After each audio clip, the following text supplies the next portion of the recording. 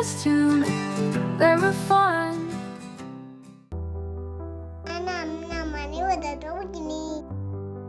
अवश्यं वदामि। अद्यहं संस्कृते वर्णानां नामानि पाठयामि। अस्तु, पश्यतु तर्हि। पीतः, आम्रे पीतवर्णः अस्ति। सूर्यकान्तिपुष्पे पीतवर्णः अस्ति। कदलीफले कः वर्णः? जम्बीरे पीतवर्णः। कुक्कुटशावकस्य कः वर्णः?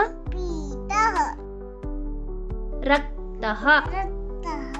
रक्तवर्णः कुत्र कुत्र भवति इति जानाति वा? आगच्छतु, अधुना पश्यामः। सेवफले रक्तवर्णः। अग्निशमनयाने कः वर्णः? मरीचिकायां वार्तत्यां रक्तवर्णः। तृणबदरे कः वर्णः भवति? श्वेतः, शुक्लः। अण्डे कः वर्णः भवति? पश्यतु, श्वेतवर्णः। हंसे कः वर्णः? तथैव शशकेऽपि श्वेतवर्णः। रुग्णवाहके कः वर्णः भवति? कपोते कः वर्णः भवति? श्वेतवर्णः। कपिशः, कपिशवर्णयुक्तं किं किं भवति? श्यामः।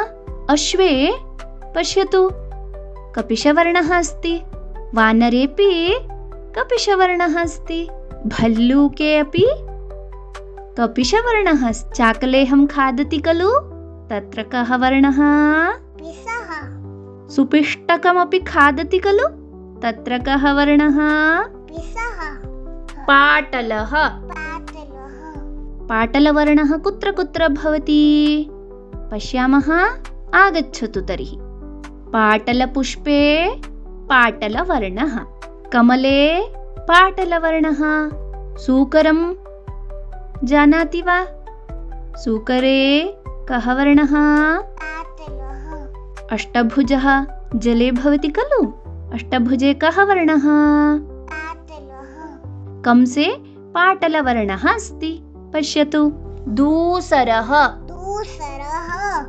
दूसरवर्णः कुत्र कुत्र भवति?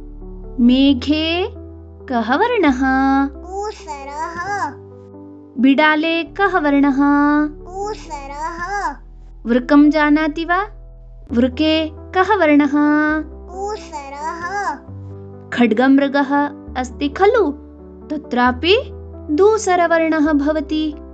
पेंग्विन पक्षी अस्ति खलु, तत्र कः वर्णः?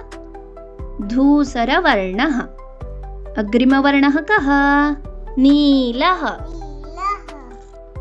कन्दुकेन क्रीडति वा? कन्दुके कः वर्णः? द्रोण्यां पश्यतु, नीलवर्णः अस्ति। सेवन्तिका पुष्पेऽपि नीलवर्णः अस्ति। पश्यतु। शिरस्त्राणे कः वर्णः अस्ति? पुस्तके कः वर्णः अस्ति? आकाशनीलः। तिमिङ्गिलः जानाति वा? तत्र कः वर्णः? स्यूते कः वर्णः? आकाशनीलः। पश्यतु बालिकायाः वस्त्रं।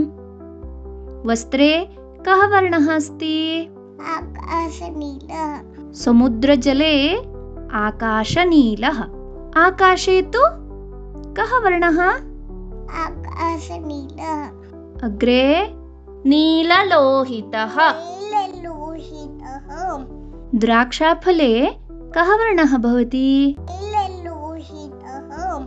जम्बूफले नीललोहितः। पालङ्गे कः वर्णः अस्ति? पलाण्डुं जानाति वा? तत्र कः वर्णः? वृन्ताकम् अस्ति खलु, तत्र कः वर्णः? नीललोहितः। कृष्णः श्यामः। श्यामः। कृष्णवर्णस्य कृते श्यामवर्णः इत्यपि वदन्ति। पाषाणे कः वर्णः? पश्यतु, कृष्णवर्णः अस्ति। छत्रे कः वर्णः अस्ति? कृष्णः। केशे कः वर्णः? कृष्णः। काकेऽपि कृष्णवर्णः। चक्रे कृष्णवर्णः। रजतः। रजतः। पश्यतु, कण्ठहारे कः वर्णः? रजतवर्णः। कङ्कणे कः वर्णः अस्ति? रजतः। दीपे कः वर्णः? अत्रापि रजतवर्णः अस्ति खलु? चषके कः वर्णः अस्ति? रजतः। अङ्गुलीयकेऽपि रजतवर्णः। सुवर्णः। सुवर्णः। कण्ठहारे सुवर्णवर्णः अस्ति, पश्यतु।